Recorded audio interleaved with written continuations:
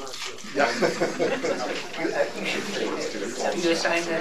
it's a pleasure to introduce a familiar face to everybody. Art Richmond here is a senior scientist at HAO. He's been here for many years. I won't say how many. I'll just say I was in high school when he started at but he got his PhD in meteorology from UCLA, and he's been, long list of accomplishments. He's done a lot of service to the community and community honors that I won't go through. But he will tell us today about the electrodynamics of the low-latitude evening ionosphere. Okay.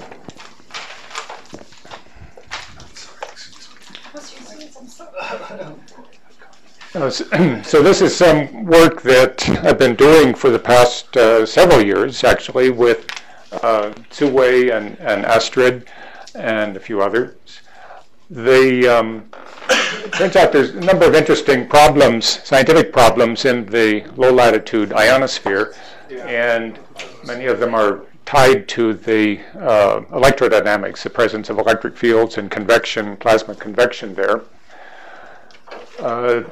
The low-latitude ionosphere is particularly interesting for practical purposes because it's often the site of large-scale plasma irregularities that disrupt radio signals like GPS signals, geolocationing, navigation. And so we decided to explore this using a coupled model of the ionosphere and plasmasphere. And the questions that I'm going to address in this talk are, first of all, what drives the plasma convection in the low-latitude ionosphere? We kind of know that it's due to the dynamo action of winds that are blowing there, but the question is what regions are really most important? Which winds are really responsible for doing things? There's this curious feature, pre-reversal enhancement of the vertical drift, of the upward plasma drift right after sunset, that hasn't been fully explained, and we'll try to add some information to that. I'll say a few words about how convection varies with solar activity, and point out the surprisingly large influence that nighttime E region densities seem to have on the convection in the F region. So just as a putting things into context here, this shows profiles, typical profiles of neutral density and electron density in the ionosphere for a few different conditions, solar maximum, solar minimum at noon, and typical nighttime conditions. So I was talking about the F region and the E region. E region is roughly between 90 and 150 kilometers. It's where ion-neutral collision frequencies are very strong. As we go up into the F region above there, the collisions are less frequent, and the plasma tends to be more or less frozen to the magnetic field, both the positive ions and the electrons.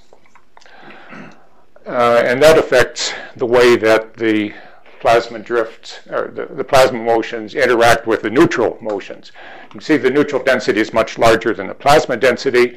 Normally you would expect the neutral winds could just blow the plasma around with it, but because the ions are tied to the magnetic field lines, it doesn't work that way. The ions can be very important in transferring momentum between higher and lower altitudes in the neutral winds. At night, the ionosphere in the E region gets much smaller. Essentially, the sun goes away, and the lifetimes of ions are on the order of a few minutes at night. In the F region, the lifetimes of ions are maybe a few hours, and so the plasma does persist into the night. So the density in the E region gets much smaller at night. It's maintained apparently by scattered sunlight that's scattered from the geocorona of hydrogen and also helium and helium ions in around the Earth, and from starlight. And the exact amounts of these are only roughly estimated so far, so there's a large amount of uncertainty in what this nighttime ionization rate or electron density rate really should be.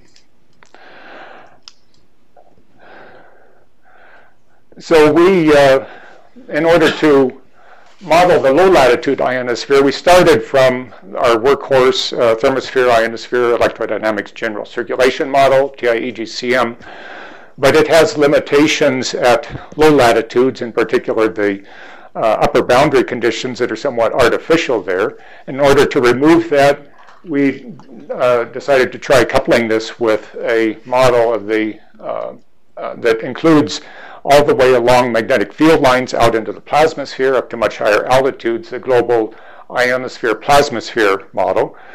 We started this work with George Millward a number of years ago.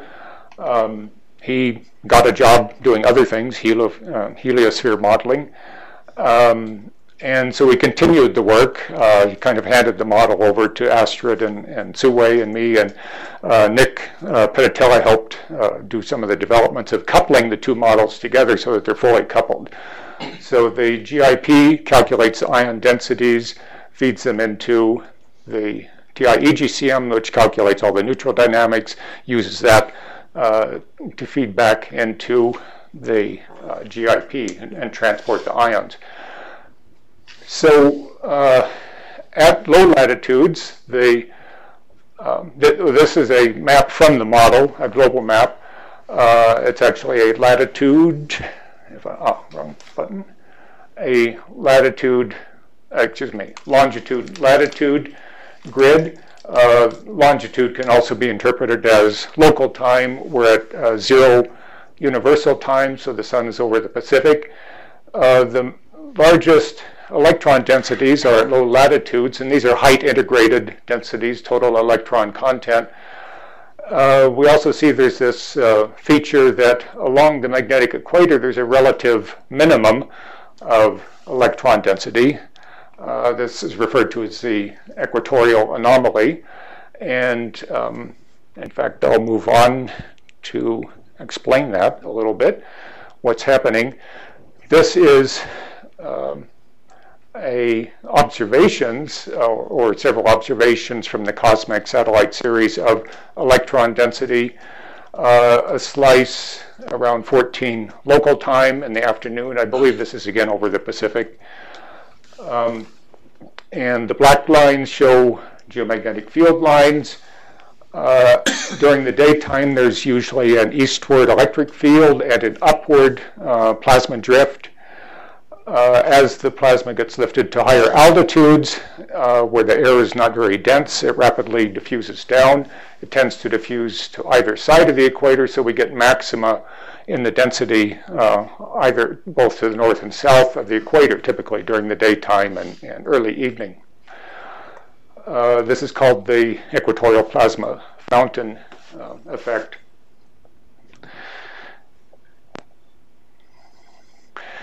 Now this is a plot that I like. It contains a lot of information. I'll spend a few minutes on it. It's produced by Woo-Kyung Lee and her colleagues. She visited here a few years ago. It's observations from the Jicamarca Incoherent Scatter Radar in Peru, which is under the magnetic equator. And it shows a number of parameters. First of all, the blue scale shows the signal-to-noise ratio, which is proportional to the electron density with another 1 over r squared multiplying factor, because the radar signal falls off with increasing height. We see that there's maximum electron density around 1700 in these plots, and we go out to 22 local time. Again, the local time scale on here for many of these features can be interpreted as a longitude scale as well. So even though it's actually a temporal plot, the pattern we see here can be considered to be sort of a longitudinally extended structure. So east is toward the right. The white region is very low signal. There's not enough signal to be able to analyze the data. The black regions are very strong signal, and they come not from the incoherent scatter. The incoherent scatter comes from thermalized ion acoustic waves in the plasma, but the black regions are plasma turbulence that provide a much stronger signal. And they're related to, in this case, it's sort of on the bottom side of the F region, so to the strong gradients of plasma density and also shears in the plasma flow. There's also this turbulence in the E region. This is a sort of a quiet day. This is another day where there's more activity going on, and there are maybe I should first mention, the arrows show the plasma velocity. So there's an eastward plasma velocity, eastward convection at the higher altitudes, and somewhat harder to see, the green arrows show a westward plasma flow, and it's sort of upward in the early evening, downward later. So there's a type of vortex of plasma flow, plasma convection. On November 11th, the temporal features we see are not simply, cannot be interpreted just as spatial features as we could on the left. There's some disturbances that could be partly due to gravity waves getting into the upper atmosphere, or perhaps geomagnetic disturbances. Anyway, there's some perturbations on it, and one particular feature, this plasma irregularities that extend higher up into the ionosphere, are probably related to a plasma bubble that forms. It's a Rayleigh-Taylor instability, gravitational instability, and these often form very intense turbulence that disrupt radio signals. The one thing I'd like to point out about this plasma vortex is we know that, we see that the eastward velocities are fairly small early in the evening, and then that they increase as we move into the evening. The plasma convection is essentially divergence, incompressible. So if there is an increasing eastward plasma convection, there has to be some inflow in the vertical direction to provide the continuity. It turns out that that inflow is coming mainly from below. So we have an upflow into the region from below. And I'll come back to this point a little bit later. At the bottom, it's plotted the sort of average vertical velocity between 250 and 500 kilometers. And this peak that we see a little after 18 local time is the pre-reversal enhancement.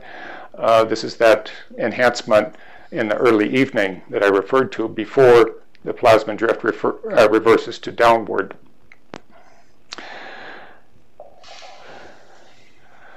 This shows on the left a superposition of many days of observations of that vertical drift at Hikamarka from historical records, and for different levels of solar activity. This is using the normalized F10.7 index, SA, so low activity, medium, and high solar activity.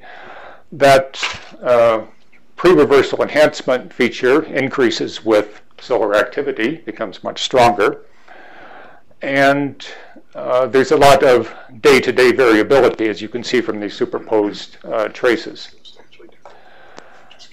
So the model is generally able to reproduce this type of solar cycle variation, and it reproduces the fact that we have upward drifts during the day, this pre-reversal enhancement, especially at medium and strong solar activity, and then downward drift at night. There's some features that our model is not yet fully reproducing. The daytime maximum seems to occur too late, and that's probably related to tides in the E region. The variability of the morning drifts maybe is, with solar cycles, a bit too strong. Well, so what produces this pre-reversal enhancement? And this is a somewhat complicated diagram, but it's trying to show a number of features, and it's making an attempt to extract the essential features of this, of what's happening in the F region in the evening and what's causing that pre-reversal enhancement. First of all, on the left in the diagram, the curved lines are magnetic field lines, so we're sort of looking from the southern hemisphere at field lines there. We have these strong eastward neutral winds, the dark green arrows, that are increasing as we go into the evening, so the wind is accelerating, and the neutral wind is tending to drag the plasma with it through collisional interactions. So the plasma velocity, the cyan vectors, VI, are also increasing, but they don't quite match the neutral velocity. So the neutral is dragging the plasma along, but other things are impeding the plasma velocity. Associated with that plasma velocity is an electric field, so essentially the ions are just E cross B drifting in the magnetic field. And the green arrows show the associated electric fields. There's a downward electric field that gets stronger as we move to the east. And this electric field, since our magnetic field is incompressible, the electric field is electrostatic. That means in order to have a curl-free electric field, the eastward component has to decrease in altitude, and that will provide a curl-free field. However, the curl-free condition only tells us the sense of the gradient of the eastward electric field. It doesn't say, we could also satisfy that condition by having, say, a zero electric field here and a westward electric field higher up. And that's one of the points that we want to address with our modeling, is why is the electric field strong in the eastward direction, meaning a strong upward plasma convection in the F region in the evening? Why isn't it downward? So the ions are essentially in force balance, a J cross B force, Lorentz force or Ampere force, and the collisional force due to frictional force due to collisions with the neutrals. Ni is the ion number density, Mi the mass, ion mass, nu is the ion neutral collision frequency, and then we have the velocity difference between neutrals and ions. There are some other small forces. Gravity is not totally negligible, but it's quite a bit smaller. For the neutrals, I think this was I found a very insightful discovery, I guess, by Henry Richmond a long time ago, that he pointed out that really at this time and place in the evening in the F region, the main forces on the neutral air is the horizontal, in the horizontal direction, is the pressure gradient force and this ion drag force. In other words, it's simply the momentum transferred between the ions and the neutrals. There are other forces. This is only an approximation to balance these two forces, but it gives a zeroth order approximation to what's going on. And if we just add these two equations and solve for the vertical current density. Yes, Joan? Do you assume that the ratio of the ions to the neutrals is steady here? Or does that come in? The ratio of the ion? The number of ions changing in So no, the ion number density can vary a lot. It's not a constant ratio with respect to the neutrals. The ion neutral collision frequency is proportional to the neutral density, however. So yeah, thanks for pointing that out. The result that Richmond came up with is that essentially the vertical current density, if we're at the equator, it's actually the current perpendicular to the magnetic field, can be to zeroth order approximated by taking the cross product of the pressure gradient, horizontal pressure gradient with the magnetic field. And it turns out that we have a large pressure gradient in the evening at low latitudes because the dayside thermosphere is expanded by solar heating, it's cooled at night, this produces a day-to-night pressure gradient. And that means that we necessarily have some current flowing. It's a vertical current density in this diagram. The current has to connect to somewhere else, and it's connecting from the day side. There's some current inflow from the day side on the diagram over here. So that expression for JZ comes from these two dynamical net balances here? This comes, yes, just by adding these two equations, the collisional terms fall out. And the remarkable thing is that the current density does not depend on the ion density in this approximation, or on the wind velocity. However, this approximation starts to break down if the ion density gets too small. But in the F region, it's approximation, correct? Excuse me? This is for daily average approximation. You cannot apply it instantaneously. This is applied instantaneously. Instantaneously. It's a rough approximation in the F region. I doubt this. Okay. We'll come back to this. We'll see that from some of our modeling results, they tend to support this very simple concept. Well, let's go now to some of the model results.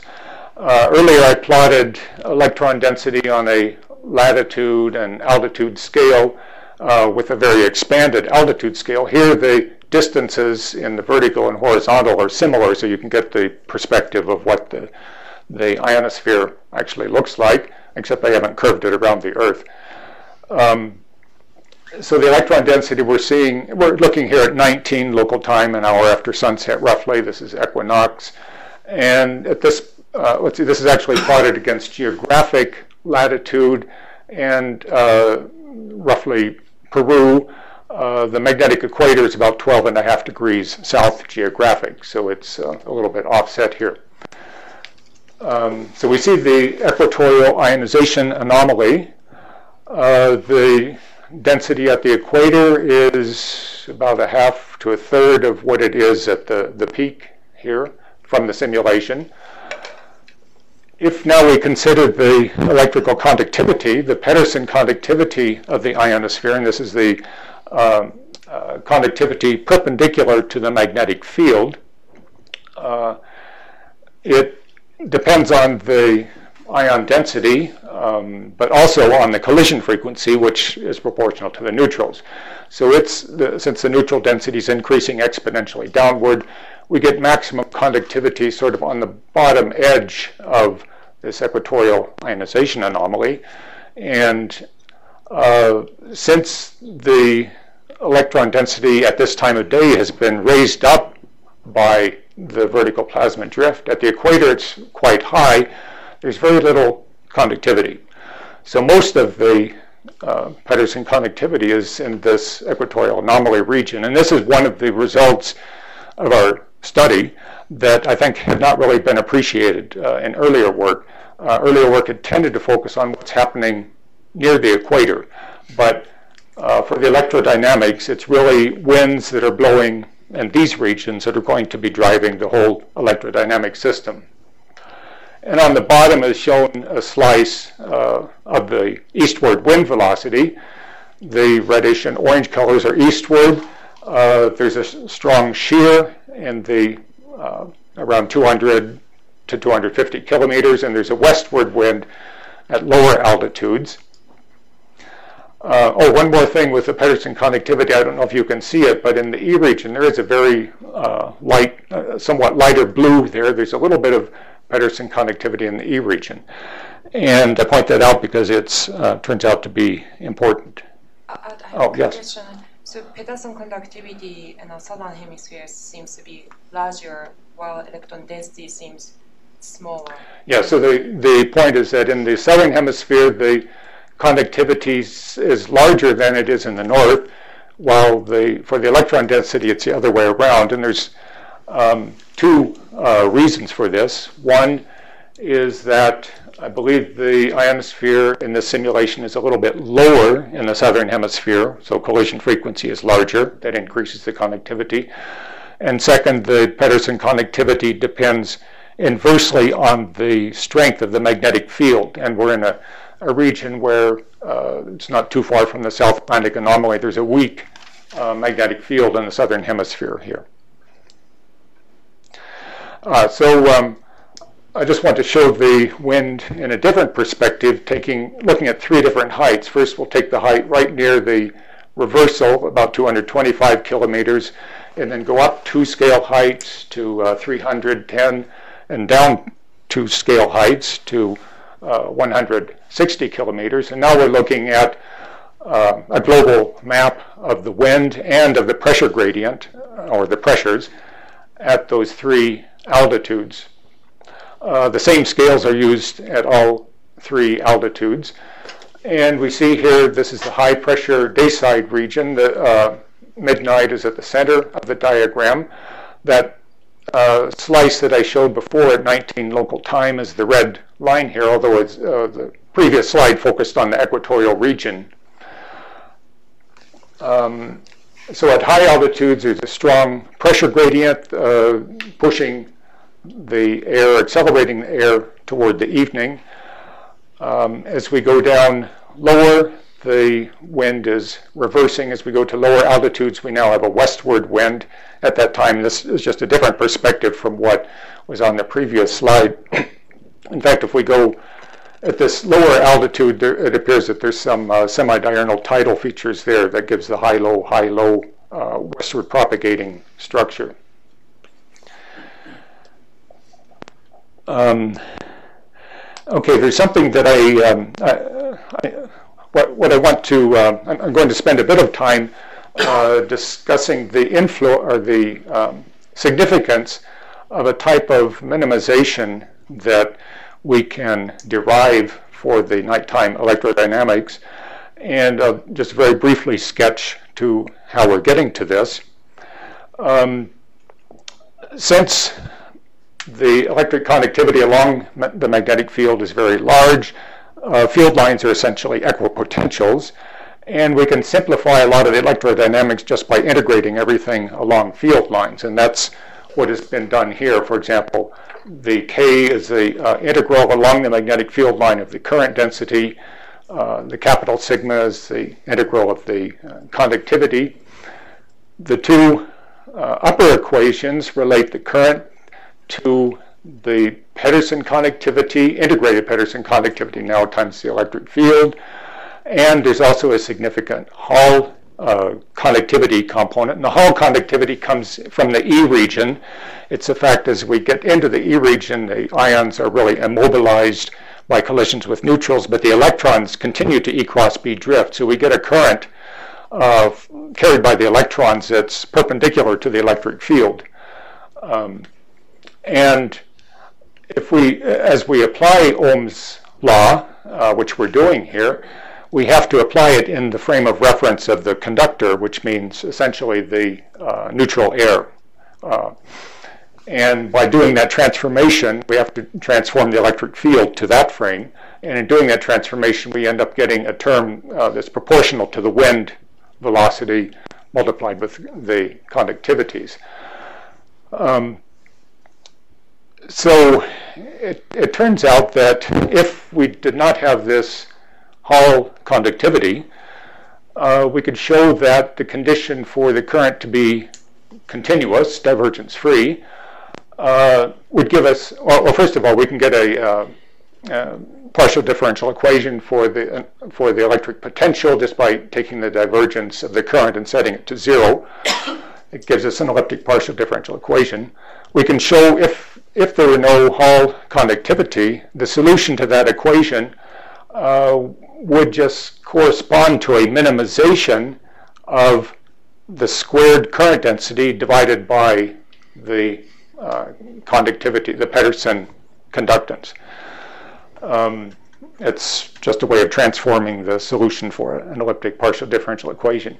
Unfortunately, with the Hall conductivity there, this doesn't work, but at night, we can kind of get rid of the Hall conductivity by doing some transformation. So we know very close, where Hall conductivity is large is in the E region, and near the lower boundary of the ionosphere. And at that lower boundary, the current density has to become very small. It almost vanishes.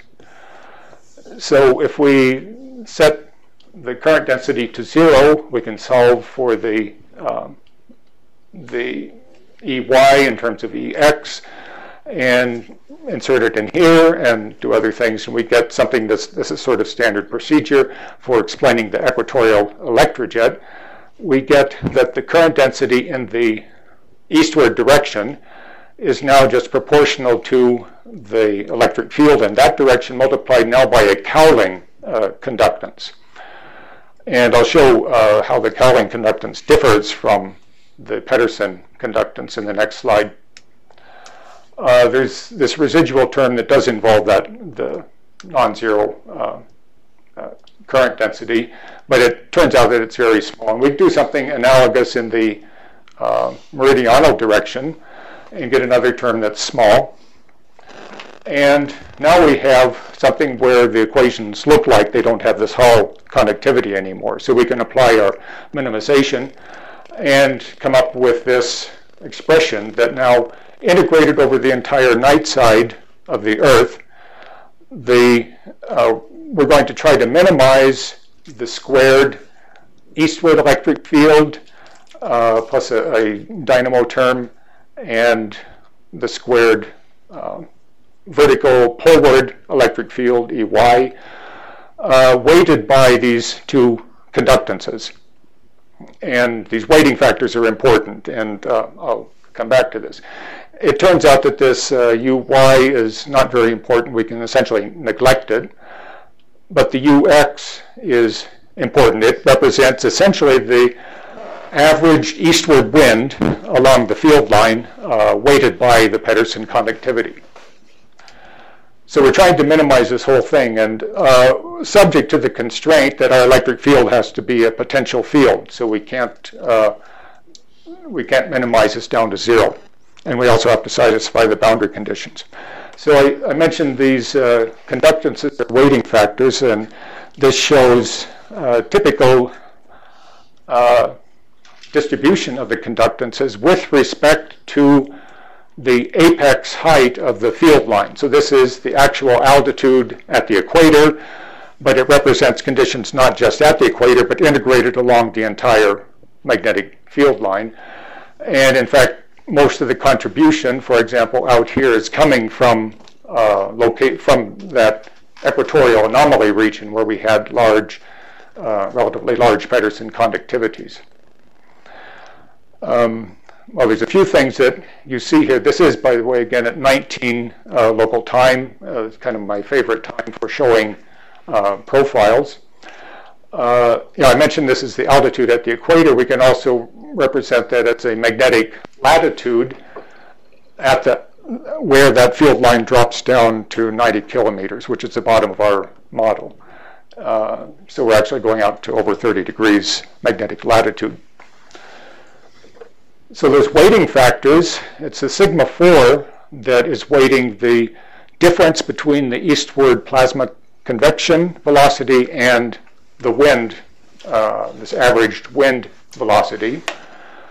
Most of that weighting is coming from these relatively high apex heights. It's the equatorial anomaly region. For the vertical convection or eastward electric field, it's the sigma 3 that is the weighting factor.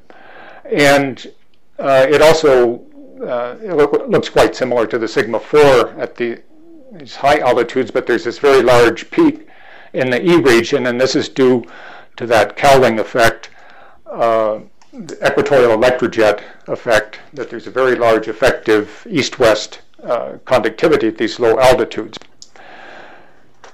Okay, so what does this mean as far as what determines the plasma convection? So as I said, the plasma convection is being drawn along.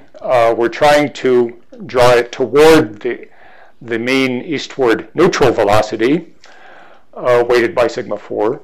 And at the same time, we're trying to minimize the vertical plasma convection, weighted by sigma 3. it turns out that this limitation on the vertical plasma convection is helping to determine the overall. In fact, maybe I think I'll show this on the the next slide. It will be a little easier to express. What I'm showing here is at the top are two-dimensional plots of those conductances, sigma 3 and sigma 4. Before I was just showing a slice through 19 local time for each of them. But on the bottom shows now the plasma convection over this evening region. And this is showing that evening vortex that was seen in the Hikamarka data. The vertical upward velocity is shown here, and the eastward plasma velocity is shown here. This is that mean eastward wind in the F region that's tending to drive the convection. And you can see readily just by comparing these that the convection velocity, the ion convection, is tending to follow the wind, but it's somewhat weaker.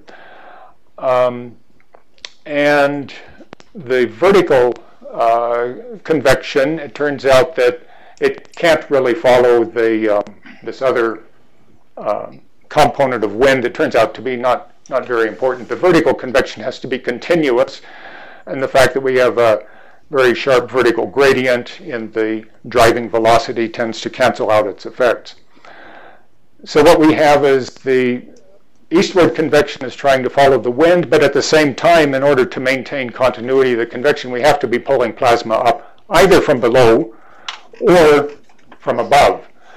And we're pulling it up mainly from below because even though we have this large layer that it has to get pulled through of conductance, it's a very thin layer, and it turns out that trying to pull plasma down through this not so intense but very thick layer of conductance up above is more difficult. So basically it's easier to pull plasma up through the this thin equatorial electrojet layer.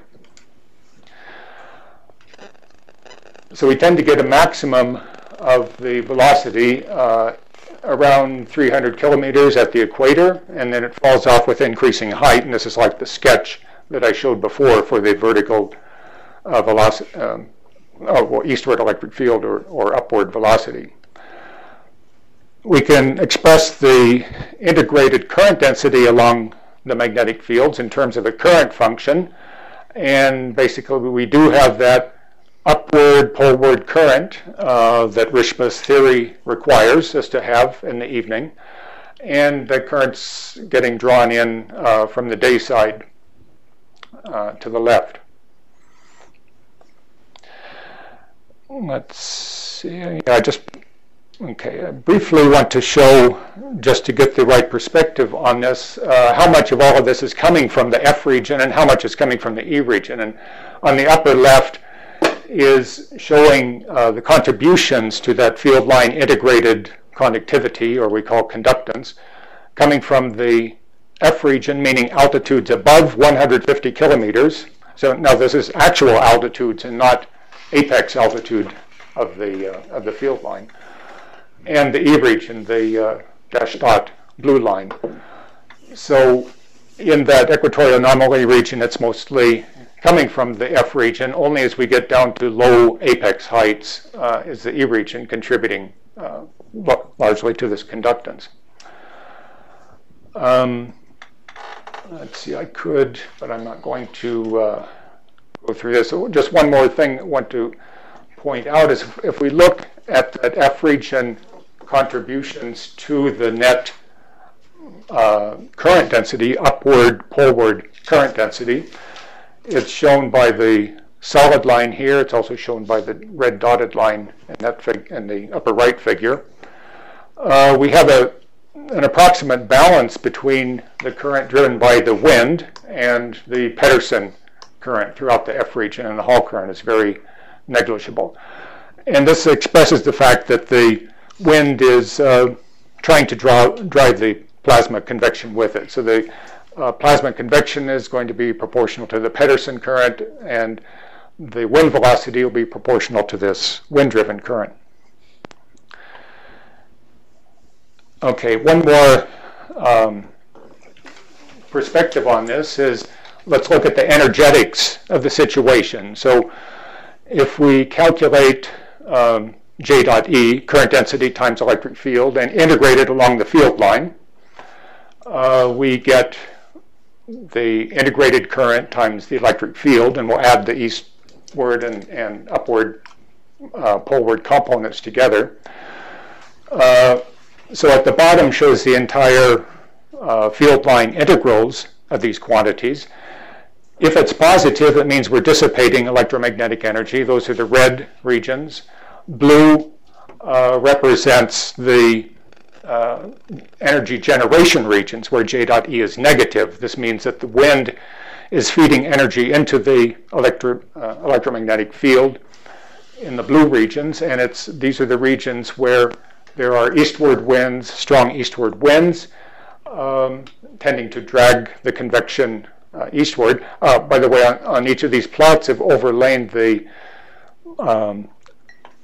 electric potential, which shows the sense of the plasma convection. We can break this apart into the contributions due to currents only in the F region, above 150 and below 150. So we see that it really is the F region winds, this large blue region that's driving the system.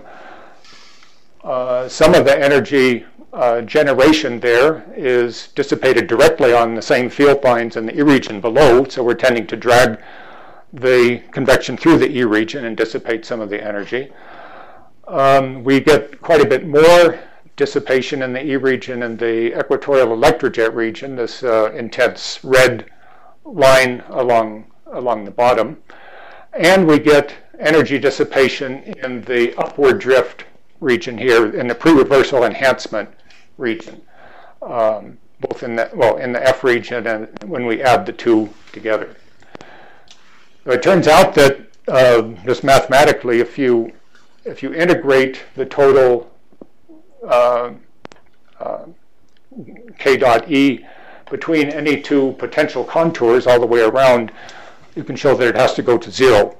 And we kind of see that if the blue regions up here are matched to red regions as we go farther to the west and down. And so you can maybe kind of think that, okay, we're generating energy here, dissipating it there by dragging the plasma upward here and dragging it by the wind here.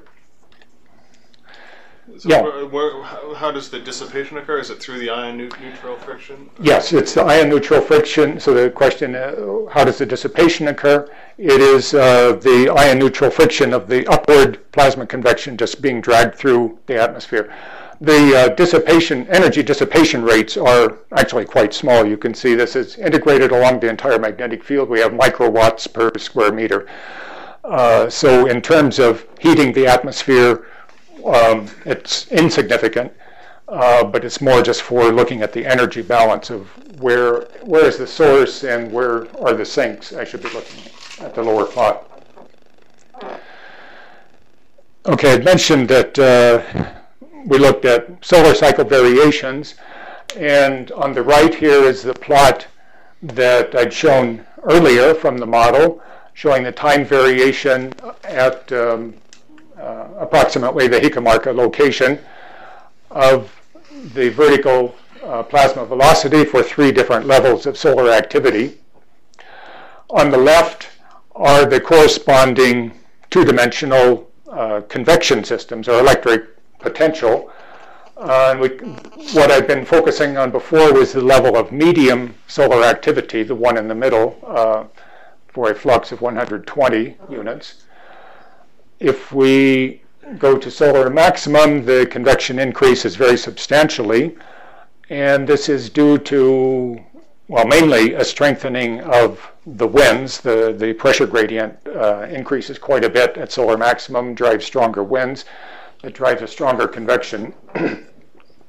And that stronger eastward convection draws up a stronger upward convection that's seen in the red dotted line on the right. For solar minimum, the plasma convection gets much weaker, and that's reflected in the vertical drift seen on the right. Yeah. But depending on the solar activity, you have more plasma or less plasma. Does that play in your role?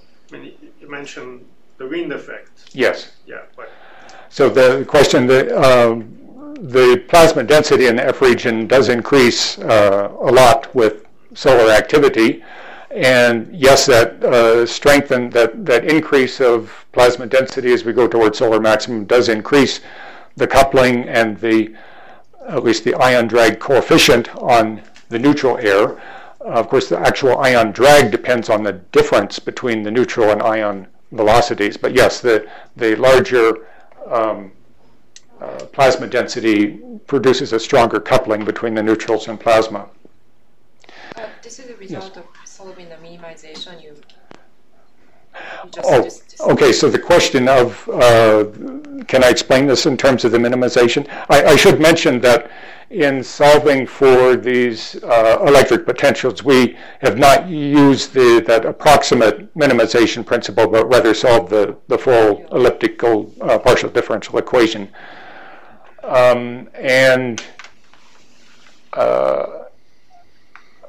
Okay, well, I could say a few things about how the minimization principle affects us. First of all, our nighttime ionization rate, so that E region peak of Cowling conductance in the model and these simulations did not change with solar cycle. It probably should be a bit larger at solar maximum than minimum, but it was not changed.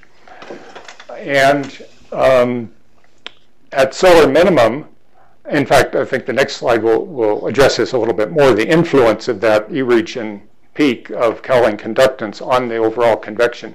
At solar minimum, the F region gets much weaker. The driving force is quite a bit weaker, but that resistance to drawing plasma up remains, at least in the model, at solar minimum and solar maximum. So it tends to have a relatively larger influence at solar minimum.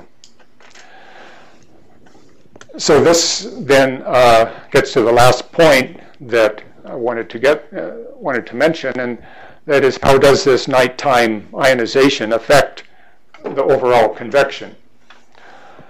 And there's a lot of uncertainty in the nighttime ionization rate. We went to the extreme and said, okay, what happens if we increase it or decrease it by a factor of 10?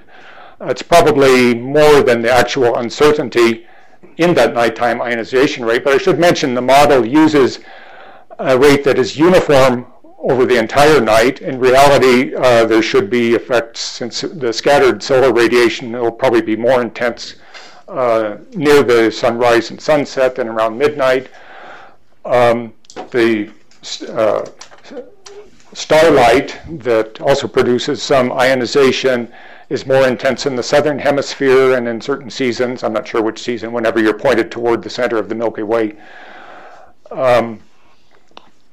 So we said, okay, let's just look at the extreme cases. We'll increase or decrease the ionization by a factor of 10. This tends to change the electron density by about the square root of 10 because the loss process is quadratic. So we increase or decrease the E region electron density by a factor of 3 in these two cases. So this analyzes the case of reduced nighttime ionization on the left and increased on the right. And now the model is fully interactive. So if we change something that changes the vertical plasma drift, it also changes the electron density and ion density in the ionosphere. For example, if we shut off this pre-reversal enhancement upward drift by going to the large nighttime ionization and getting us the red dotted curve, the ionosphere stays lower. We get less of a fountain effect in the evening. The Pedersen the Cowling conductance is seen on the right. is concentrated toward lower apex altitudes, whereas in the opposite case, if we decrease the plasma drift, if we decrease the ionization rate, we get an increased upward drift at night. This raises the layer, increases the fountain effect. Our Kelvin conductance, as seen on the left, tends to maximize at higher apex altitudes. So all of this has to be taken into account. But when we run the model with this, we find, in looking at the electric potential, that there's a strong variation of the electric potential and therefore of the plasma convection in these two cases. And what's more, in the case of reduced nighttime ionization, that cowling peak in the E region is not really providing much resistance anymore to the convection, so it's easy to pull plasma up through the bottom of the ionosphere. On the other hand, when we increase that cowling peak on the right, it becomes large enough that it really retards the upward convection through the bottom of the ionosphere, and we start drawing plasma in from higher latitudes or higher apex altitudes. So this is, again, referring back to the minimization principle. We also get somewhat weaker convection driving velocity when we increase the nighttime ionization rate, and that's due to the fact that we now have more E-region contribution to the field line averaging of the wind, and the E-region winds are not very strong, so we reduce our average wind velocity, which contributes to reducing the eastward convection. And the last thing I'd like to point out is if we look at the current function, we see that there's a big difference in these two cases between the amount of eastward current flowing at the lower apex altitudes. But if we look at the amount of upward poleward current, which is expressed by the distance between these contours as we move along the upper boundary, for example, the spacing of those contours is not really changed very much. So this is saying that our upward poleward current density is not really affected very much, even though we've affected a lot of the other current and we've affected the overall convection quite a bit. And this refers back now to the Richmond idea that the amount of current flowing in the meridional direction doesn't really care that much about what the electron density is or what the wind velocity is. You just tend to get that amount of current flowing there. Okay, well that gets through the main points that I wanted to bring out, and this just summarizes the main points. So there's a strong coupling of the plasma neutral dynamics, and by modeling it we can start to try to unravel the three-dimensional time-dependent variations of what's going on. So the F-region dynamo is what is really driving the low-latitude electrodynamics at night, and in particular the thing that we wanted to stress here is that it's really winds out some distance from the equator, out at 15 to 20 degrees away from the magnetic equator, that are having the greatest influence on the overall electrodynamics. It's not very close to the equator. So this minimization principle shows that our plasma convection tends to follow these effective wind velocities. I showed the example that the strength of this evening convection vortex and the pre-reversal enhancement depends strongly on solar activity, and unless the nighttime conductivity is very large, as it was when we greatly increased the nighttime ionization rate, the eastward wind-driven convection at night tends to draw up convection from below, And it turns out that convection tends to maximize around the altitude of the peak F layer at the equator, even though what's driving it is winds that are happening on field lines considerably beyond that point. And that's the talk. Thanks.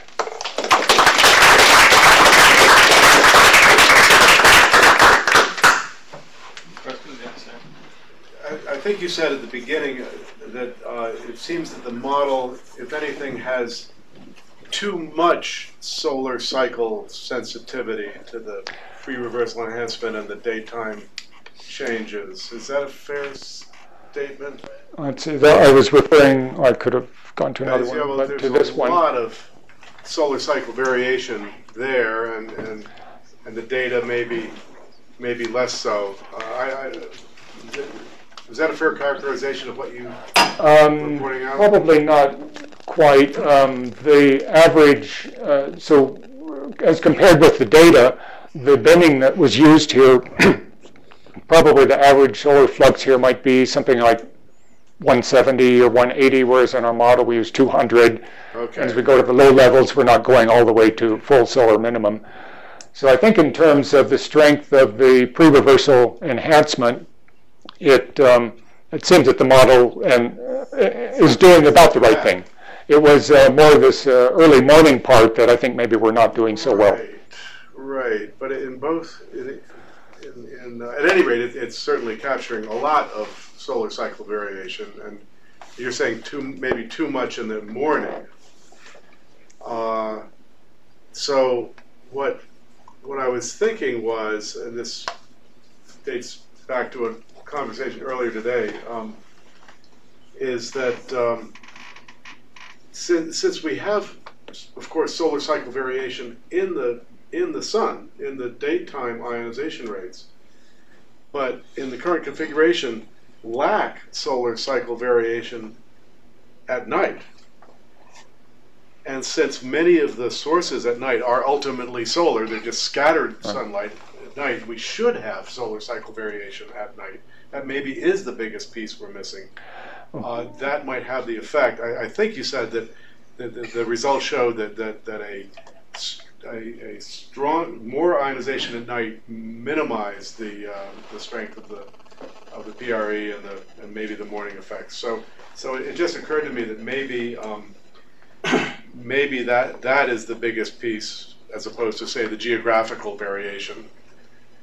Maybe that's the biggest piece we're missing in the nighttime ionization problem. Okay, just I was told I should repeat the question. It was actually a comment, but so the point is that in the model we have no solar cycle variation of the nighttime ionization, and perhaps if that was put in, we might be able to improve our variability at night, and that's a good thing that we need to look at. Yes. I had a question. So you talked about the vortex that's driven, the plasma vortex that's driven Yes. by the E cross B drift. Yes. What is the neutral wind doing? Maybe you showed this, but there must be a vortex there just driven by pressure gradients, isn't there? Okay.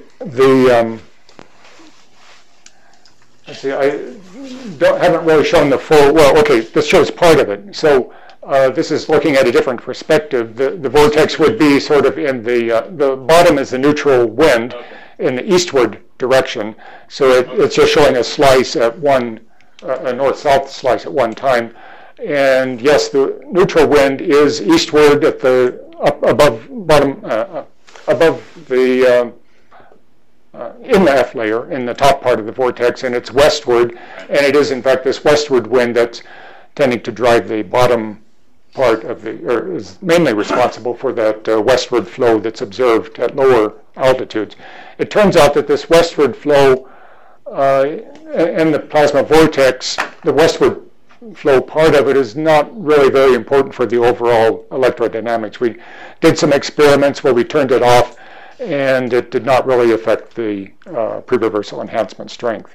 Whereas if we turned off winds, say in these regions, we had a huge effect. Right, and it's phase shifted from the plasma vortex. Yeah, right. Because here it's mostly horizontal. Yeah, I guess the center of the vortex would be a bit later in the evening. This is showing at 19 local time. But yeah. your comment about the importance of the winds sort of at the anomaly crest, is that just for the evening, or during the daytime is at the equator more important because the anomaly is not as well developed?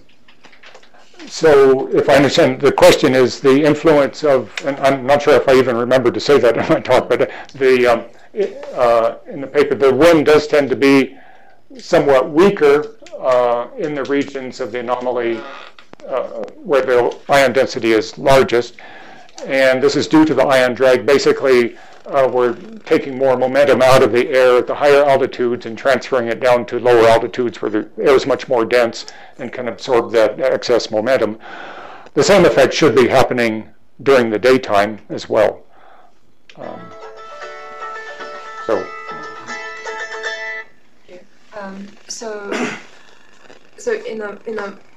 in a model, conductance is these known parameters, and then you introduce this minimization principle for given Carling conductance. If you don't integrate it, and then I forgot exactly what sigma 4 is, and then neutral wind also, if you don't integrate it, you could actually solve the first order for the electric potential.